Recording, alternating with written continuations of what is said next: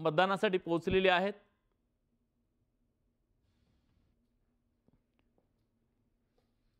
मुंबईत हिंदू लोकसंख्या फक्त 54% राहणार, म्हणून प्रधानमंत्री नरेंद्र मोदी जीचं हम एक है तो सेफ है मोठ्या प्रमाणात माझा नीलमनगर मुलुंड पूर्व येथे लोक उत्साहाने मतदानात भाग घेत आहेत। फिर एक बार महायुती सरकार।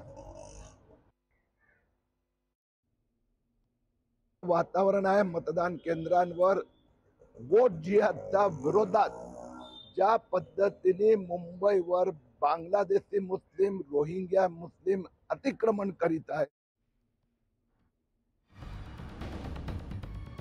रमेश पाटलांच्या वाहनावर तिकडे दगडफेक करण्यात आलेली आहे। जळगावच्या ग्रामीण भागात धरणगाव पोलीस स्टेशनमध्ये गुन्हा दाखल करण्यात आलेला आहे। अज्ञातांकडून वाहनावर दगडफेक केल्याचं समोर येत आहे। महाराष्ट्राच्या राजकारणामध्ये गेल्या काही दिवसातल्या या सगळ्या हल्ल्याच्या हिंसक घटना निश्चितपणे एक चिंताजनक बाब आहे।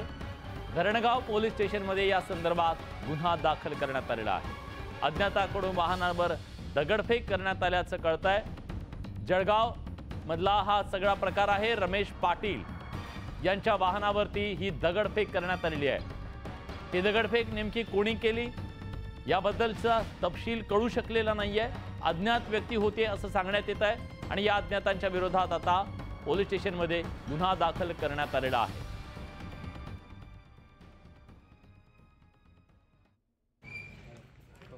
भरत गोगावले शेवटपर्यंत मंत्रिपदाच्या प्रतीक्षेत राहिलेले भरत गोगावले हे आता पुन्हा एकदा आपलं नशीब आजमावतायत, पण यावेळी त्यांची लढाई अतिशय चुरशीची आहे। जगतापांचं अतिशय कडवं आव्हान भरत शेठ यांच्या समोर असणार आहे आणि भरत गोगावले या अग्निपरीक्षेतून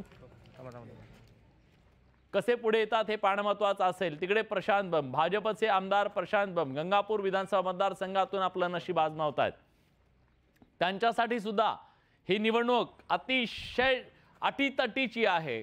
कोणी अंदाज बांधू शकणार नाही अशा प्रकारची कडवी फाईट त्यांना तिथं मिळते आहे आणि त्यामुळे प्रशांत बंब यांच्यासाठी यावेळीची निवडणूक मात्र ही अतिशय आव्हानात्मक असणार आहे। आता त्यांनी मतदानाचा हक्क बजावलेला आहे। एक भाजपचे आमदार विद्यमान आमदार आणि दुसरे शिवसेनेचे आमदार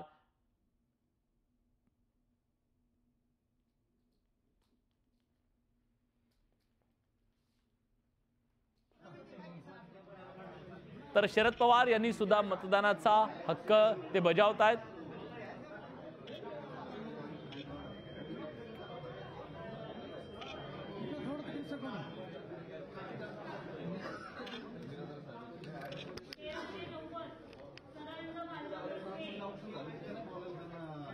खरं तर शरद पवार यांच्या समोर आजपर्यंत त्यांनी प्रचारही केला। त्यांच्या पक्षाचं चिन्हही जे होतं त्या चिन्हाच्या विरोधात ते आहेत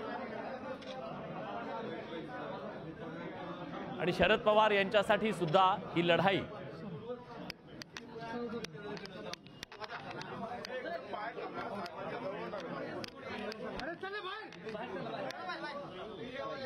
खरं तर शरद पवार यांच्यासाठी आजचा हा दिवस अतिशय महत्त्वाचा आहे, कारण त्यांच्या कुटुंबातली व्यक्ती त्यांच्या बाजूने एक आणि दुसरी त्यांच्या विरोधात एक।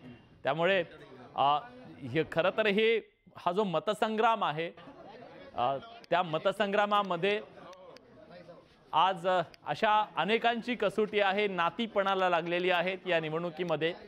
आणि ज्या घड्याळाचा त्यांनी आतापर्यंत प्रचार केला, घड्याळाच्या चिन्हाच्यासाठी त्यांनी कष्ट घेतले, ते घड्याळ चिन्ह त्यांच्या समोर असेल पण ते सध्या त्याच्या विरोधात आहे। त्यामुळे ही लढाई त्यांच्यासाठी सुद्धा अतिशय प्रतिष्ठेची आहे, कारण लोकसभा निवडणुकीमध्ये त्यांच्या मुलीला बारामतीकरांनी साथ दिली, पण या निवडणुकीमध्ये ज्या अजित पवारांसाठी त्यांनी आजपर्यंत कायम प्रचार केला तेच अजित पवार यांचा पराभव करण्यासाठी शरद पवार मैदानात तळ ठोकून होते।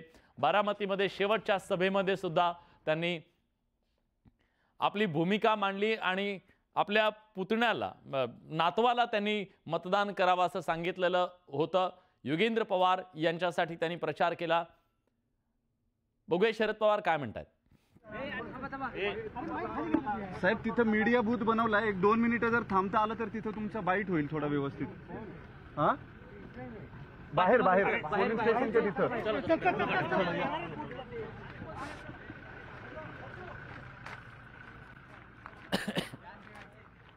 या निवडणुकीत एका गोष्टीची चर्चा रंगली. शरद पवार यांनी अनेक मतदारसंघामध्ये जाऊन पाडा पाडा पाडा असं सांगितलं, पण बारामतीतल्या शेवटच्या सभेमध्ये ते पाडा पाडा म्हणतात का याकडे महाराष्ट्राचं लक्ष लागलेलं होतं, पण त्यांनी तो शब्द